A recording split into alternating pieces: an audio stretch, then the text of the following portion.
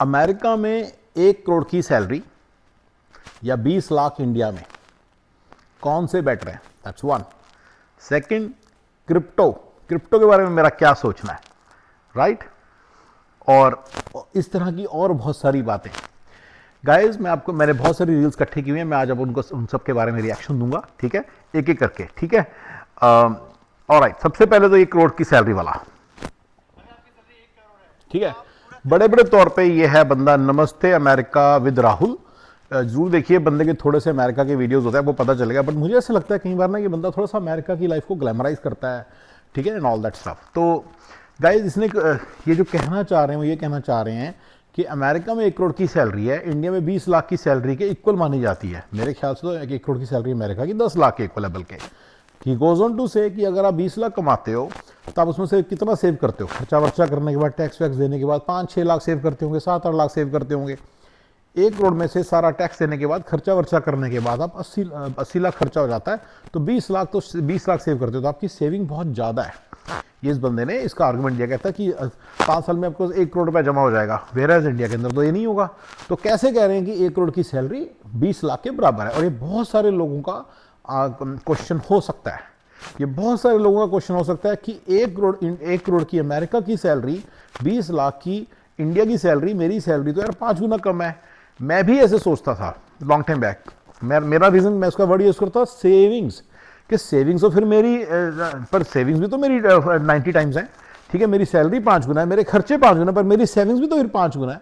तो अमेरिका की 1 करोड़ की सैलरी को के अंदर उनको लगता है कि उनकी जो सेविंग है that is like very high. ये बात बिल्कुल सही है, फैक्चुअली आपके सामने सारा डेटा है। गाइस, इस कंट्री में कभी ना आना, मैं आपको साफ समझा रहा हूं। मिडिल क्लास और middle class plus, upper class, middle class plus और इवन मिडिल क्लास को भी इस कंट्री में नहीं आना चाहिए। और मैं उसका आपको आर्गुमेंट देता हूं, इसी चीज का रिएक्शन देने वाला हूं, ठीक है ना, यही मैं आपको बताने वाला हूं। देखो, समझिए इस बात को। अगर आप वो पैसा पैकेज करके 5-10 साल बाद इंडिया ले जाएं तो ठीक है, वो 20 लाख की तरह आपके काम आएगा और 20 लाख वाली आपको वैल्यू देगा। जो 1 करोड़ में से 20 लाख बचा, जो 1 करोड़ में से 19 लाख बचा या 20 लाख बचा, वो आपको जब इंडिया लेके चले जाएंगे 10 साल बाद, तो 1 करोड़ 90 लाख उससे ज्यादा ही होगा, आप उसको इन्वेस्ट भी कर सकते हैं ऑल दैट सब, लेकिन बड़े बड़े तौर पर उसको लेके चले जाए इंडिया, तो ये बहुत बढ़िया पैसा है, बहुत ही तगड़ा पैसा है, इसमें कोई शक नहीं है। और इसके अराउंड मैं लेबर क्लास लोगों को और लोअर क्लास लोगों को एक सीक्रेट शॉर्टकट भी बताऊंगा, पूरा एक फॉर्मूला दूंगा, जिसको मैंने एग्जीक्यूट किया बड़ी रिसेंटली और बड़ा काम आया किसी बंदे का, और ही इज मेकिंग मनी, इसमें कोई शक नहीं है। यहाँ पे तो मनी, मैंने पढ़ाई छुड़वा दी उस बंदे की, चलो वो मैं बाद में बताता हूँ पूरा फॉर्मूला, लेकिन यहाँ पे हम आते हैं। लेकिन अगर आप इंडिया नहीं जा सकते, अमेरिका में रहोगे, तो right there is your answer, right hidden in the question is your answer. आपके जो 20 लाख हैं वो एक बार हफ्ता निकाल सकते हैं, जो आपके वो आपका मतलब 1/4 है ना, यानी कि वो आपको 4 साल से जो सेविंग होगी वो आपका 1 साल निकाल सकते हो। 80 लाख आपका खर्चा है, राइट और रॉन्ग? You got it? बड़े बड़े तौर पे यू गॉट इट? तो अमेरिका के अंदर जो सेविंग हो रही है वो अमेरिका की लाइफ जीने के लिए उतनी ही है जितनी कि इंडिया की लाइफ में जो सेविंग हो रही है इंडिया की लाइफ जीने के लिए जो चाहिए। You got it? You got it? You got it? ठीक है, अमेरिका की लाइफ में बंधे खर्चे रहेंगे, अगर आप अर्न नहीं करोगे तो आप मर जाओगे। मैं आपको बता रहा हूं, after 26 years of living in this country and being a US citizen for the last 10 years, not छोटे टाइम से मैं सिटीजन नहीं हूं, 10 साल से सिटीजन हूं, और मैं ग्रीन कार्ड होल्डर ऑलमोस्ट 15 साल से हूं। 5-6 साल पहले, उसके पहले ग्रीन कार्ड आ गया था, और मेरा GCAD तो ऑलमोस्ट 18-19 साल पहले आ गया था। तो मैं तब से बेसिकली फ्री हूं, वीजा फ्री हूं।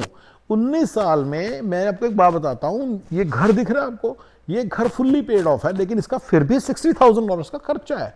ये कंट्री रनिंग खर्चों का देश है, ये कंट्री रनिंग खर्चों का कंट्री है। तो यहां पे आपको कमाना ही कमाना है, हर साल, हर महीने, हर समय कमाना ही कमाना है, राइट? तो आपको वो जो 20 लाख है ना, वो कभी गलती से कुछ इधर उधर होगी ना, कोई जॉब तो हिल जाते हो आप बुरी तरह से। हालांकि जॉब वापस मिलती है इस कंट्री में, मैंने बहुत सारे वीडियोस बनाए एक्सप्लेनिंग कि ऐसा नहीं है, लेकिन आपको लगे जरूर रहना पड़ेगा सारी जिंदगी। मैंने इस तरह के भी वीडियोस बनाने स्टार्ट किए कि जो बंदे यहाँ पे आ ही गए हैं, मरने आ ही गए हैं, उनको कैसे बचना है इस चीज से और कैसे अपनी सिचुएशन को बेटर करते रहना है। But that's all those things aside, right, all those things aside, the fact is कि आपके जो पैसे हैं बड़े कम है, कि 80 लाख का खर्चा जरूर होगा। इंडिया में क्या होता है, इंडिया में खर्चा वेरिएबल है। अगर आपकी सिचुएशन 20 लाख से आपकी 10 लाख की जॉब हो जाए ना, आपका खर्चा कम हो जाएगा, आप कर लोगे।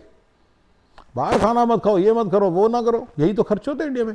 थोड़े दिन कपड़े मुंह पहन लो, गाड़ी कम चला लो, इधर तो बंधे खर्चे हैं, इंश्योरेंसेस हैं, मेरे कहाँ खर्चे होते हैं, इंश्योरेंसेस हैं, प्रॉपर्टी टैक्सेस हैं, HOA है, मैं पहले घर के खर्चे गिना दिए, कुछ रेगुलर मेंटेनेंसेस हैं जो होनी है, मिनिमम यूटिलिटी बिल्स आने हैं, चाहे मैं घर के सारे एसी बंद कर दूं, सारी लाइटें बंद कर दूं, सब कुछ बंद कर दूं, तो भी मिनिमम बिल आएगा, और वो बहुत ज्यादा होता है।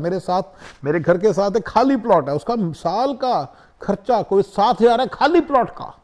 ये मैं गोस टू से कि उसको भी इंश्योरेंस लेनी पड़ेगी, उसको इंश्योरेंस उसकी कम होगी, तभी 7,000 है, मेरा 60,000 है। ठीक है, मैं अपना बता ही देता हूँ, फैक्चुअल बता दिया मैंने आपको, तो इतना खर्चा है। अभी गाड़ियों का नहीं गिना, गाड़ियों का अलग है, इंश्योरेंसेस हैं, गाड़ियों की भी इंश्योरेंस लेनी पड़ेंगी, राइट। तो चलो, मैं अगर मेरे को क्लैप्स कर रहा है तो फिर वो रेडिकल होगा, ऐसे नहीं कि मैंने बस, आई डोंट नो आपको इस बात की समझ है कि नहीं। जैसे अगर आपने बाहर खाना खाना तो आपको कुछ ज़्यादा प्लानिंग जरूरत नहीं है, बाहर खाना नहीं गए, बस पैसा बच गया।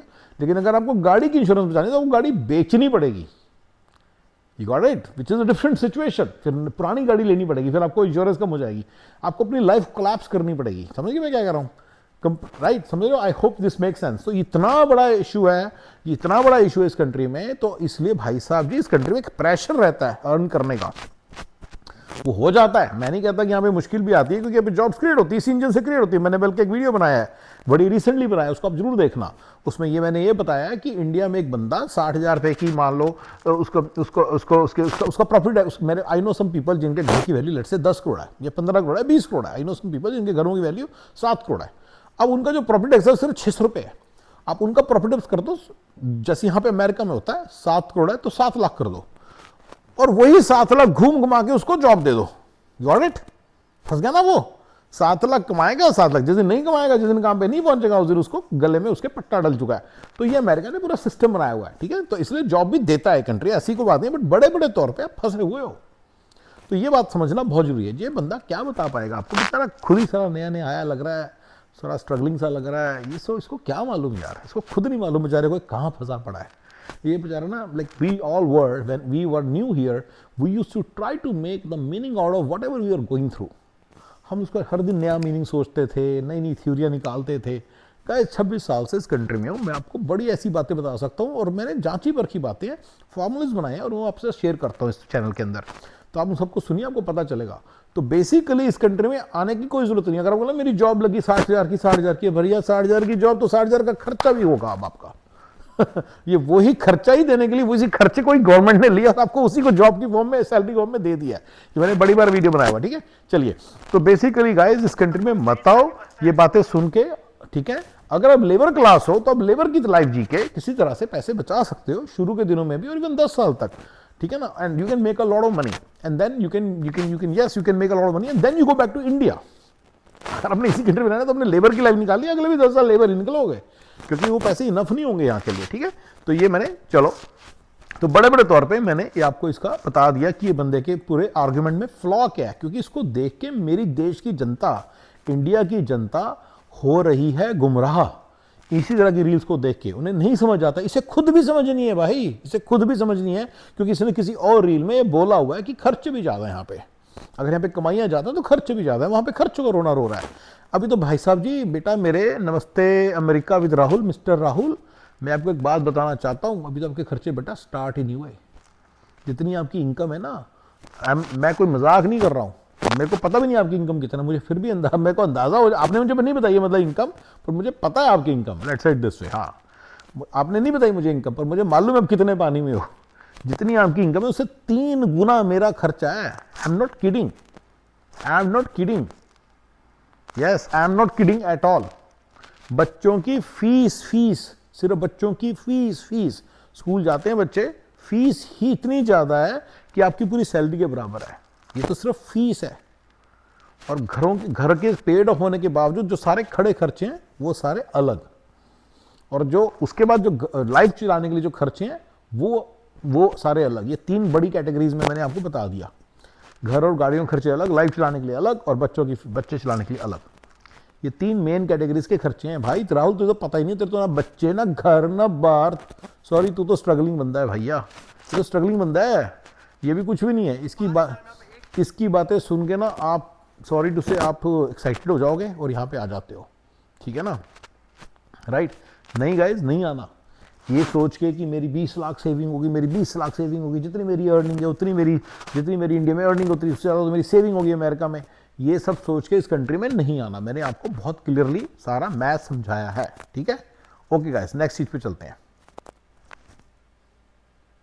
और गाइस नेक्स्ट रील क्रिप्टो के बारे में है। मानेगा कांड। बादशाह ब्रोकिंग, बादशाह की स्पेलिंग हुई BAADSHAH स्पेस ब्रोकिंग BROKING, ठीक है। ये रहा। ये आज आपको शायद समझ नहीं आ पाएगा, पर हमारा सतर्क आपको करना ये हमारा फर्ज है, और हम आपको आज सतर्क भी कर रहे हैं। जितना हो सके ना इससे बच के रहने की कोशिश करना। सही जगह पर पैसा लगा लो और कम रिटर्न ले लेना, खुश रहोगे। लेकिन याद रखना, अमेरिका ने जिस हिसाब से क्रिप्टो करेंसी को बढ़ावा दिया है ना, और बढ़ावे के साथ साथ उसने प्रमोशन करी है क्रिप्टो करेंसी कि ज्यादा से ज्यादा लोग पैसे लगाएं, पूरी दुनिया में लोग पैसे लगाएं। और याद रखना, अमेरिका के ऊपर $35 ट्रिलियन का डेट चल रहा है, और इस डेट को खत्म करने के लिए ना खूब क्रिप्टो करेंसी की प्रमोशन चल रही है। और जिस दिन अमेरिका ने ऑफलोड करा अपने क्रिप्टो करेंसी को, वो सारा घाटा भुगतोगे आप लोग, और उस दिन आपको रियलाइज होगा कि ये क्रिप्टो करेंसी जिसके ऊपर आप सारे दाव लगाते बैठे, इसका बट्टादार हो गया और आपका पैसा खराब हो गया। भगवान ना करे किसी का भी पैसा खराब हो, क्योंकि हर किसी का पैसा मेहनत है। इसलिए उस मेहनत के पैसे को ना उस जगह पर लगाओ जहां पर डिसेंट रिटर्न मिले। जो सपनों वाली रिटर्न होती है, अगर आपको कभी हकीकत में मिल जाए ना तो समझ लेना कल को सपने में भी पैसा नहीं आएगा, इस लेवल का पैसा। ठीक है गाइस, बड़े बड़े तौर पे ये बंदा क्रिप्टो के अगेंस्ट है, और मैं आपको बताना चाहूंगा आज अपना स्टांस क्रिप्टो के बारे में कि जो क्रिप्टो है ना, ये एयर है, हवा। हवा क्रिप्टो क्या है? हवा। ये आपका फुद्दू बनाने का नया तरीका खोजा है कैपिटलिस्ट ने। शेयर मार्केट में पैसा गंवाने का धंधा आपको सबको मालूम है, ठीक है ना। मैंने बताया कि अमेरिका में तो रियल एस्टेट भी पैसा गंवाने का धंधा है, वॉल स्ट्रीट उसको कंट्रोल करती है, राइट। मैंने एक्सप्लेन किया बड़े तरीकों से, राइट। शेयर मार्केट सिर्फ आपके पैसे पूरे घूम घुमा करके पैसे बेसिकली ऊपर पहुंच जाते हैं। कई बार आप लोगों ने मेरे आर्गुमेंट सुने होंगे कि अगर इतना ही शेयर मार्केट, फिर रिलायंस सारे पैसे शेयर मार्केट में क्यों नहीं लगाता? वो तो शेयर मार्केट नॉलेज भी है। बेसिकली जो आप पैसे लगाता है ना, वो लगवाता है, वो जो पैसे लगाते हैं वो घूम घुमा के उसी के पास पहुंचते हैं, तो वो ही उसका पूरा गोल है। वही कोई गोल नहीं है कि आपके पैसे बनेंगे, राइट। तो कभी कभी आप में से 10 में से एक को जिता भी देता है, तो उसके कारण आपको लगता है वो जो सारे उसका एग्जाम्पल देते हैं। कोई इतने तो पैसे लगाता नहीं है कि सारे पैसे लगा के बैठ गया, वो भी होता है कभी कभी, तो लोग खुदकुशियाँ करते हैं। लेकिन अक्सर ये होता है कि लोग जैसे मान लो उनकी इनकम है 30 लाख, 2-3 लाख लगाए होते हैं, मारे गए, तो वो ऐसे करके वो चल रहे होते हैं। तो जब उनके नुकसान होता है वो बताते नहीं है। जब 3 लाख के 6 लाख होते हैं, सारी दुनिया में ढिंडोरा पीटते हैं, मेरे से बड़ा कोई इन्वेस्टर नहीं है, मैं तो आजकल वॉरेन बफे से भी कम्पीट करता हूँ, मेरी रिटर्न तो परसेंटेज ज़्यादा है, क्योंकि लोग होते हैं शेखचिली। तो क्रिप्टो भी ऐसी है। मैं आपको समझा रहा हूँ कि क्रिप्टो एक हवा है, हवा। ये इन्होंने आपको पता नहीं कैसे हवा बेच दिया, ठीक है। इन्होंने आपको क्या बेचा है? हवा, एयर बेची है। तो अब आप फुद्दू बनोगे, यही मेरा स्टांस है। मैं आपको बता रहा हूं, ये बिटकॉइन ना जब तक जीरो नहीं होगा ना, तब तक आपकी आत्मा को शांति नहीं पड़ेगी।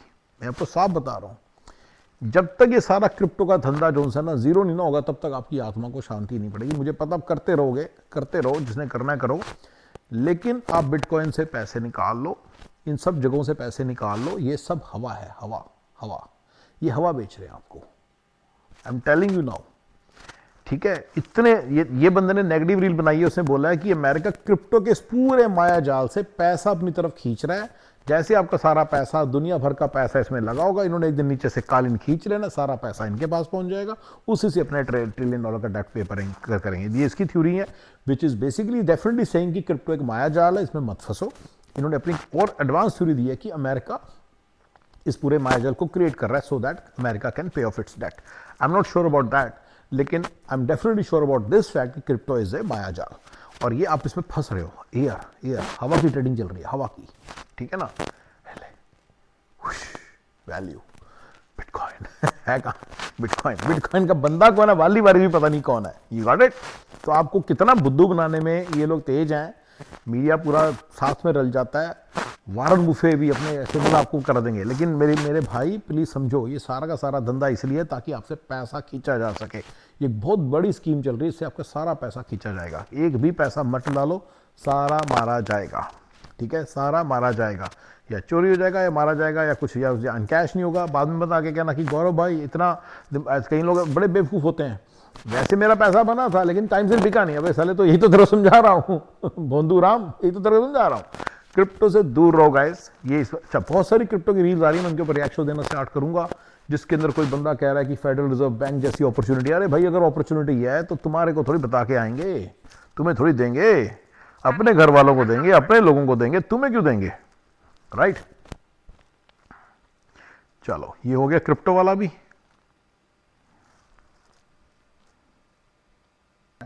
मैं ऐसे लोगों की ही ज़्यादा चीज देता हूँ, रिएक्शन देता हूँ, ताकि आपको पता चले कि you should never come to America, you should never come to America. Vee daily 19, Vee के स्पेलिंग है VEE डेली 19, नो स्पेसिस, ठीक है। और ये उसकी रील है।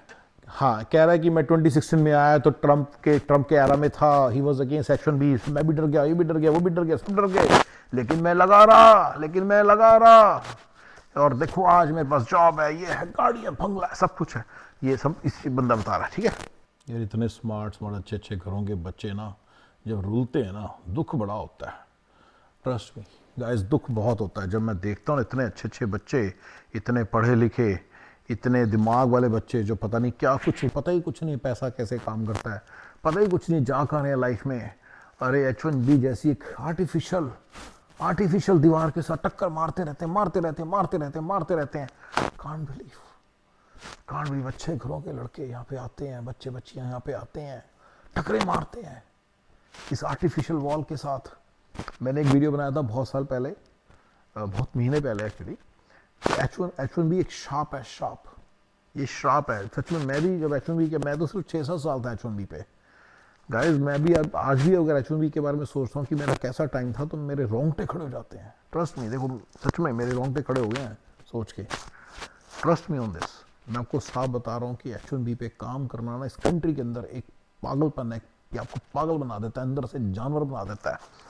और जब मैं देखता हूँ बच्चे पता नहीं कैसे ग्लैमराइज हो जा रहे हैं, तो बड़ा दुख होता है, ठीक है।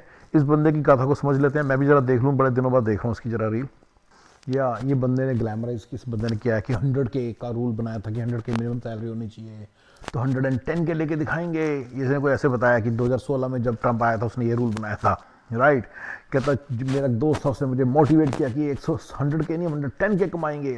जब ये 26 में ट्रंप ने रूल बनाया होगा, मुझे नहीं पता इस बात का, ठीक है ना। कहता गाइस आपके वो जो इतने सारे मोटिवेशनल मूवीज़ में पढ़ते हो ना, मोटिवेशन बुक्स में पढ़ते हो, इतने सारे इमोशंस, इतनी सारी चीज़ें, H1B पे रहने के बाद इस आर्टिफिशियल वॉल के अगेंस्ट वो सारी चीज़ यूज़ अप कर लेता है कंट्री, सोख लेता है आपकी मोटिवेशन, आपकी एनर्जी, आपका सब कुछ, आपका दिमाग, आपकी इंटेलिजेंस, सब कुछ सोख लेता है country through is H1B visa programme, ठीक है ना। मत फंसो, कंट्रोलेबल्स पे ध्यान दो, जो चीज़ तुम कंट्रोल कर सकते उस पर ध्यान दो, अप्लाई करो इन जॉब्स के लिए जो 100K से ज़्यादा देती हैं, तो आपको मिलेंगी। ये सब ये समझा रहा है। 6 फिगर जॉब लगी 90 लाख की, ये सब बता रहा है। यार सॉरी यार, इस बंदे को मालूम ही नहीं कहाँ फंसा है, कहाँ नहीं फंसा है। भाई एक आग का दरिया है और डूब के जाना है, ये एक आग का दरिया नहीं है।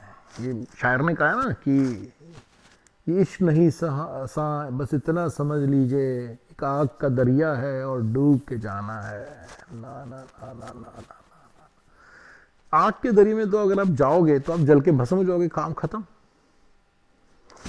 खत्म नहीं है। ये कांच से भरा हुआ दरिया है, चल के जाना है, पैर पे चुभता रहेगा और नासूर बनता रहेगा और खून निकालता रहेगा, लेकिन मारेगा नहीं आपको।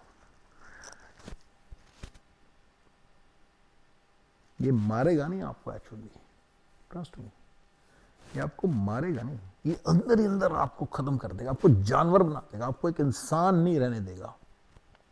ये एक ऐसी चीज है H1B, ये एक ऐसी चीज है, यू कांट इमेजिन। ये कांच का दरिया है, और दरिया नहीं समंदर है। चलते रहो 20 साल तक चलते रहो, पैर छिल जाएंगे, हाथ छिल जाएंगे, एक दो बार गिर जाओगे तो बॉडी छिल जाएगी, सब छिल जाएगा, पर मरोगे नहीं, बस चलते रहो पागलों की तरह।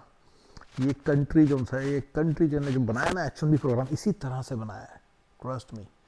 ये जो ट्रंप आया ना, आपको निकाल रहा है यहाँ से, एहसान कर रहा है आप पे, ट्रस्ट मी ऑन दिस। ये एहसान कर रहा है इसने, जो पूरा अमेरिका ने जो जंजाल बनाया था ना, मैं इसका वीडियो बनाया मैंने भी, कि ये जो कर रहा है ना, ये वेरी काउंटर इंट्यूटिव। गोरों ने एक बड़ी अच्छी तरह से एक पूरी बिछा दी थी बेवकूफ लोगों को बनाने की, एक पूरा सिस्टम बना लिया था, वो बढ़िया चल रहा था सिस्टम, इन्होंने पूरा बनाया लोगों को बेवकूफ।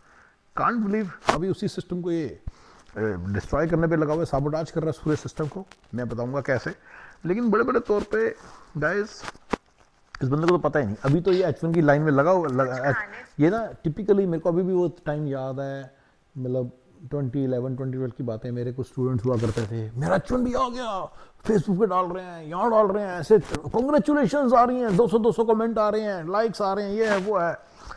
किसी लड़की का था तो इसलिए 200 कमेंट आए थे, वैसे पर भी आते थे यार इतना, मतलब मैंने देखे हुए हैं सारे होते हुए, राइट। तो पॉइंट इज गाइस, H1B तो फर्स्ट स्टेज है, अभी तो कुछ खत्म थोड़ी हुआ है, अभी तो स्टार्ट हुआ है।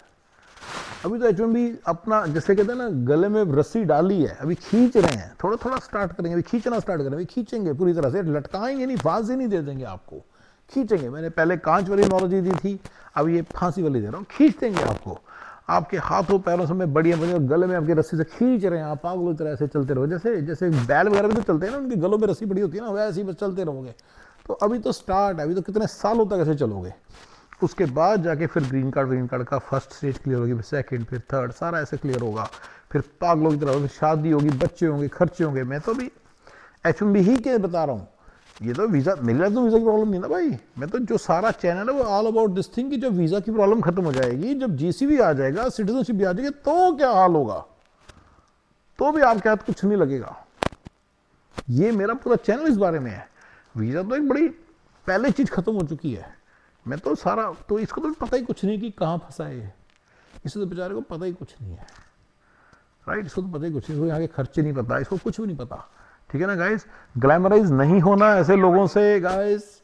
Upper class, middle class, middle class plus और मिडिल क्लास वाले भी जरा सोच समझ के इस कंट्री से दूर रहो। ये कंट्री आपके रहने लायक नहीं है, ये आपको जानवर बनाने का एक पूरा सिस्टम है, ठीक है। एक दिन में रिपोर्टेडली 1.5 करोड़, महीने में 45 और साल में 500 करोड़ से भी ज्यादा कमाता है। जहां बहुत सारे स्टार्टअप थोड़ा सा स्केल करने पर बिना प्रॉफिट सिर्फ करोड़ों की वैल्यूएशन पे खेल रहे हैं, मन्नत ग्रुप ने मोटेड बिजनेस क्रिएट कर दिया है, क्योंकि इन्होंने एक ऐसे बिजनेस। चलिए गाइस, ठीक है गाइस, मैंने 2-3 चीज़ों के बारे में बताया आपको, बाकी बातें फिर करते हैं, ठीक है। Thank you ji.